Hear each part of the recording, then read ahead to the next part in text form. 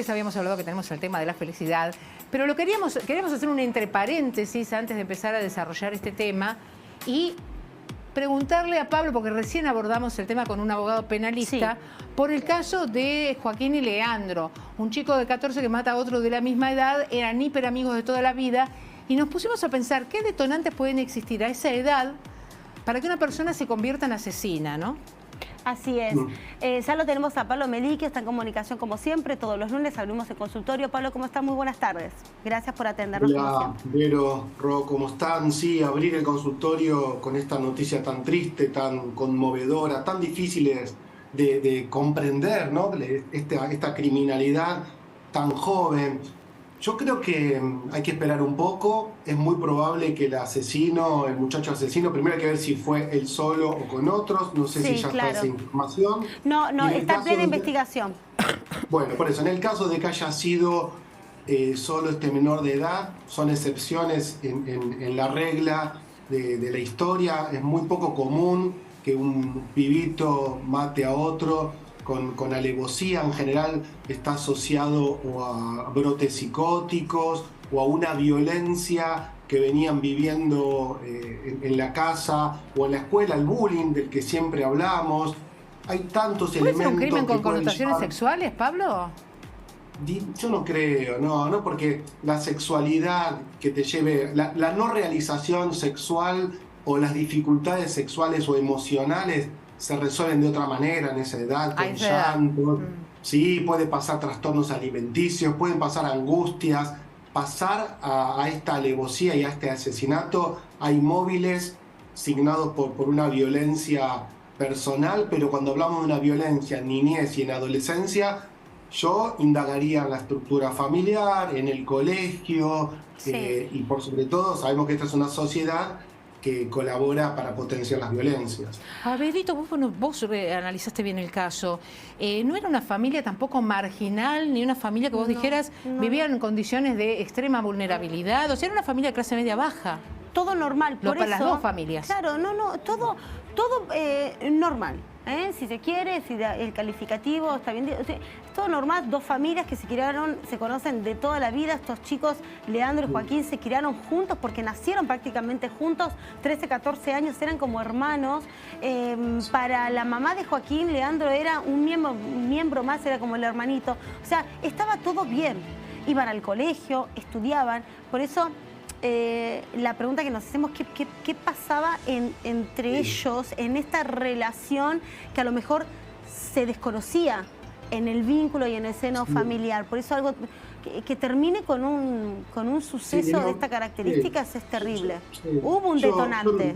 No avanzaría mucho más porque es pensar en el vacío, no está bueno. Yo lo que creo que para que pase esto tiene que haber algo psiquiátrico o algo ligado al bullying. Vamos a ir viendo con el curso de las horas, de los días, pero de la noche a la mañana un pibe no mata a otro. Pablo, con 13 años, difícil en este contexto, ¿no? Hablando de este caso, difícil de entender y de analizar cómo es que un chico de 13 años termina y mata a su mejor amigo, como lo hizo aparte un asesino confeso, lo confesó a la policía. Se convierte en una peligrosidad para sí mismo, para terceros. Podría llegar a cometer un delito de esta característica, así que sacando la justicia, ¿no? Porque la justicia sabrá qué hacer, pero digo, ¿puede volver a cometer? Yo pienso que, a ver, esa respuesta es muy difícil, es muy chiquito, ¿no? Ya está con esta marca. Es que eso es lo terrible, es que es muy chiquito, Pablo. Eso es lo terrible. La ley nuestra, para nuestra ley, es inimputable, por lo tanto no va a tener una condena ni va a estar preso, puede estar en un instituto de menores, puede recibir asistencia psicológica, psiquiátrica, no se va a recuperar de esto. Por supuesto que la víctima es el chico asesinado, la familia, pero este pibe que ya cometió este delito, el peor delito que se puede cometer, va a quedar con esta marca para toda la vida.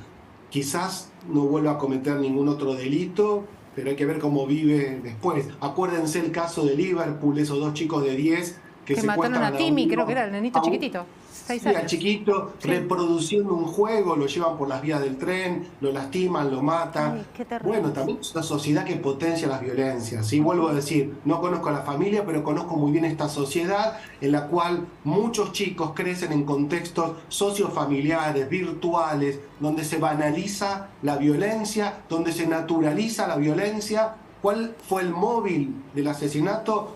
No lo sé, pero tiene que ver con una perturbación emocional gravísima, obvio. Qué difícil encontrar la felicidad para estos padres que ahora quedan varados en un estadio que parece suspender en el tiempo todo, ¿no? El perder a un hijo. ¿Cuántas cosas nos pasan en la vida, Pablo, que nos van desviando de ese fin último que tenemos todos los seres humanos y fin primero, que es el ser felices, ¿no? Sí. Digamos, la felicidad, es muy difícil decir la felicidad en sentido más estricto. En general tenemos alegría o bienestar, pero esta es una sociedad también que tiene como una suerte de promoción del ser feliz, autorrealizate, todo es imperativo, ¿no? Como que lo que no tiene buena prensa es el dolor, y que frente al dolor, que sería lo opuesto a la felicidad, entre comillas, al dolor se lo invita todo el tiempo a taparlo, ¿no? Por eso también crecen el consumo de sustancias tóxicas para tapar los dolores, crece el consumo de psicofármacos. En general, la gente cuando tiene un dolor, la tendencia es taparlo para decir que está en una suerte de bienestar o felicidad, que terminan siendo falsas, ¿no? Sí. Porque aunque no nos guste escuchar esto, el dolor tiene un mensaje cifrado. Todos crecemos a partir de conectar con dolores que tienen la vida misma, el crecer, las experiencias emocionales que salen Pablo, mal, las enfermedades, las muertes. Digo, el dolor, aunque no nos guste, termina siendo aquel que nos transmite cuestiones centrales de la vida. Dijiste algo muy importante, el de tapar. Cuando uno tapa lo que no solucionó, después es mucho más grave encontrar una respuesta o volver a ese tema para encontrar una solución, ¿no? Se agrava mucho más. Sí, nos hacen confundir la felicidad con los placeres. Una cosa es tener algún placer y sentir placer, pero la felicidad es un estado muy pleno, ¿sí? Que no es que lo adquirís y lo tenés para toda la vida, ¿eh?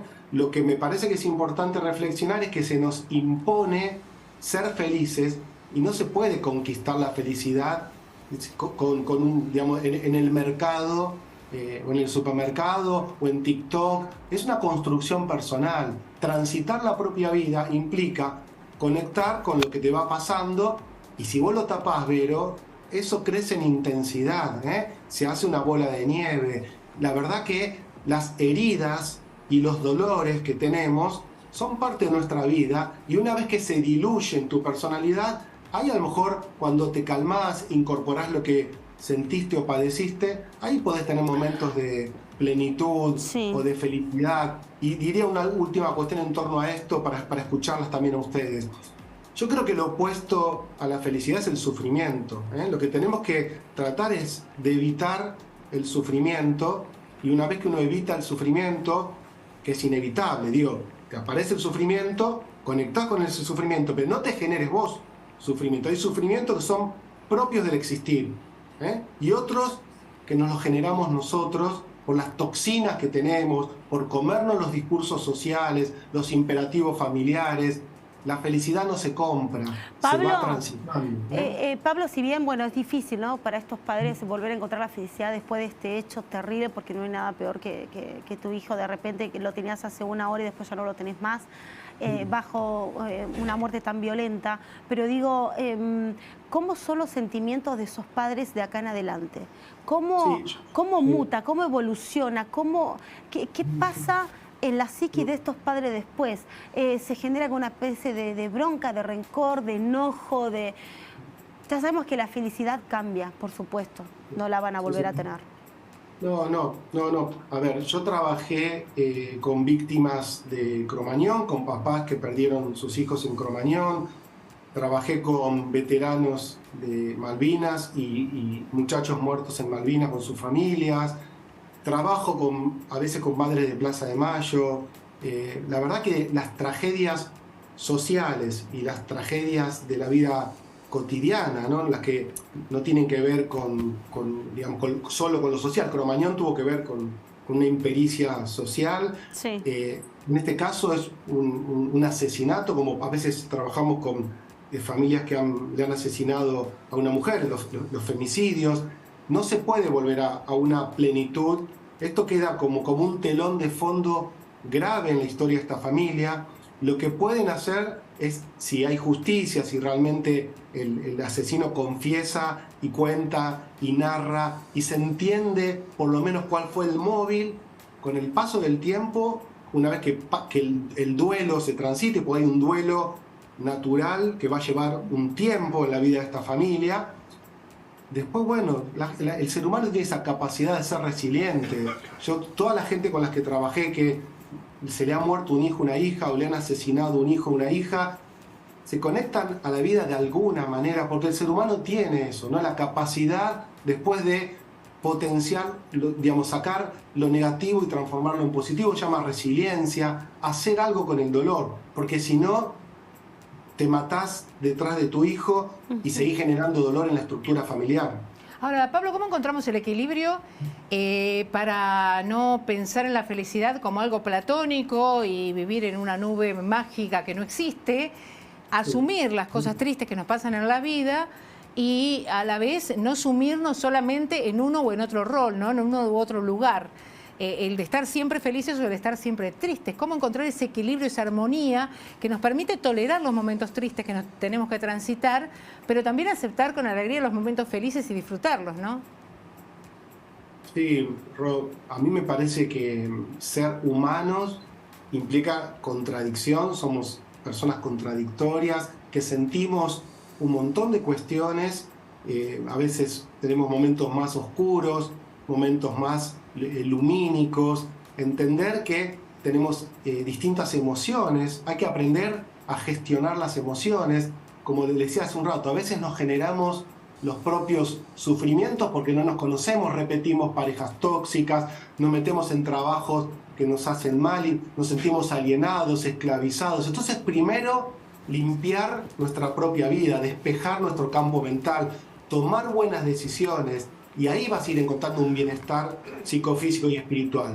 Después, si te pasa una eventualidad que vos no la elegiste, bueno, ahí es lo más difícil de la vida. Pero creo que la parte nuestra, esta la que uno trabaja en un consultorio o cuando hace un trabajo interior, es limpiar nuestro mundo interior de cosas que son innecesarias y que nos generan sufrimiento. Ese me parece que es el punto central.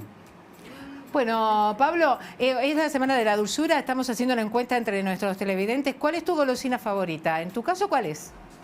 Vos sabés que cuando yo pienso en algo dulce, muero por el helado. Me dejás 1 kilo de helado y... ¿Sabor?